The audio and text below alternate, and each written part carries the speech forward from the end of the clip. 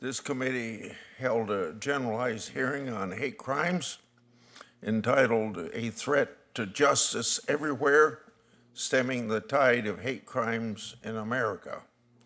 You notice that our hearing title is similar. Our hearing title is "Never Be Silent, Stemming the Tide of Anti-Semitism in America." I want to explain why this isn't another generalized hearing on every kind of hate with no specific outcome. October the 27th, 2023 was a very horrifying days, the most in recent memory. Hamas terrorists waged the deadliest attack on Jews since the Holocaust. They callously murdered over 1,200 people, and they slaughtered children. Women were brutally raped.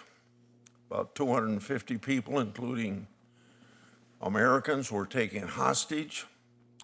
You'd expect this horror to lead everyone to rally around Jewish people. I had people stop me in the hallways last year and ask what I thought about all the killing that was going on as a result of this war. And I tried to respond in a very common sense way. Do you realize that nobody would be killed if Hamas had not invaded? Now, instead, we witnessed stunning acts of anti-Semitism on colleges' campuses. We saw prominent displays of Hezbollah flags, Hamas armbands, genocidal slogans. Our city streets, in them we heard chants of "Death to America" and quote unquote, "We are Hamas." Students, professors, rabbis, shopkeepers were harassed for no reason other than that they were Jewish. At Union Station, you saw on television anti-Israel antagonists brought their evil to the doorsteps of Capitol Hill. They burned American flags, vandalized government property with vile statements including, quote unquote, "Hamas is coming." Those burn marks remain there to this day. These atrocities were fundamentally un-American, and they raised disturbing questions such as who is funding these activities? What agenda do these people have? And why do colleges' campuses seem to be fertile ground for radical Islamic ideologue instead of campuses where there's peaceful discussion of opposing points of view and respect for each other's point of view? In the face of questions like these, Congress had a duty to shed light on this issue and to confront it with moral clarity. To that end, my colleagues in the House held multiple hearings on anti-Semitism, exposing the willful blindness of leaders in education and government. But on this side of the Capitol, committees remained silent.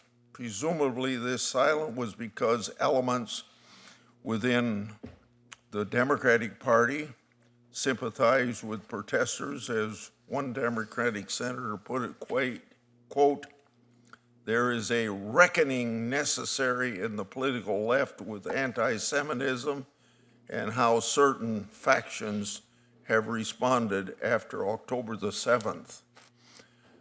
Continuing to quote that senator, "I don't hear a lot of people on our side really focused on condemning it." End of quote. In light of their deafening silences, on May 2nd, 2024, every Republican on this committee wrote a letter requesting that we promptly hold a hearing of this committee to confront the flagrant civil rights violations targeting Jewish students. Yet even though anti-Semitism was literally happening right in front of our eyes, this committee didn't hold a hearing. But even then, after a few months, it was a vague hearing to, quote, examine threats facing marginalized communities and how we can better protect the safety of all Americans, end quote. During that hearing, we failed to give the issue of anti-Semitism the attention it deserved and the same attention it was getting on our college campuses. Republicans were given one witness, and incredibly tone-deaf statements were made during this hearing.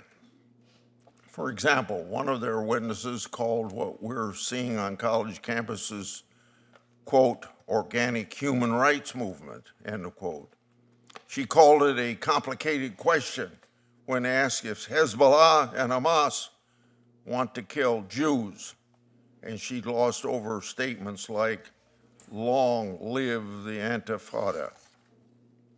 Clearly, that hearing wasn't responsive to the May 2nd letter from Republicans.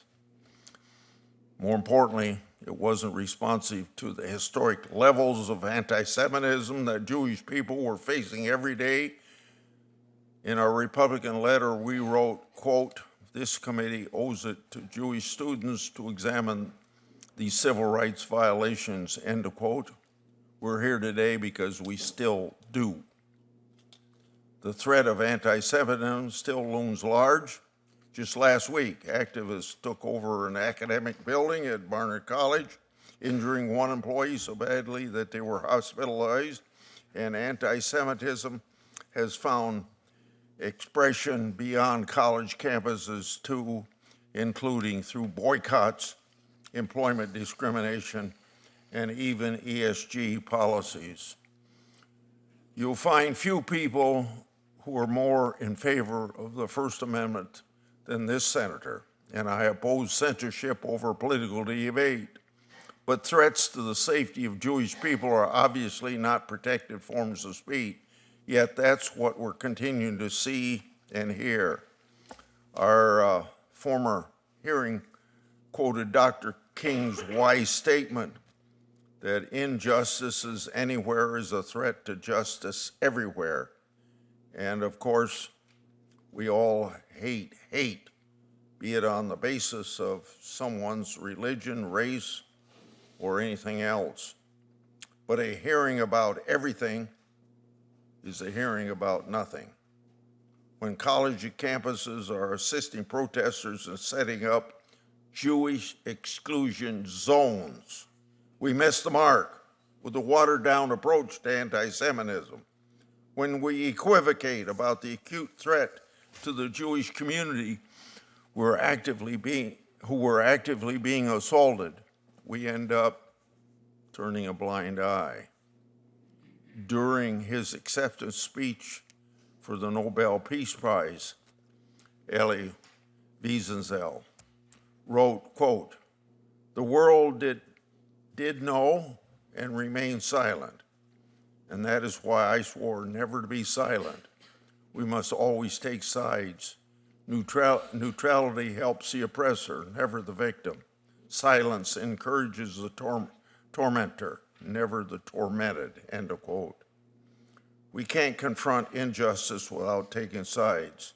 We can't be neutral in the face of hatred. Anti-Semitism is and remains an ongoing poison. And unless we reckon with that, we'll never have the moral clarity to address other forms of injustice as they crop up. That's why, along with Wiesel, we must swear never to be silent, and that's why we're here today to expose and condemn the recent forms of anti-Semitism that went unaddressed in the last Senate, and to discuss the ongoing forms of anti-Semitism that we're seeing even within the last couple weeks, and to do it here in this Congress. Senator Durbin.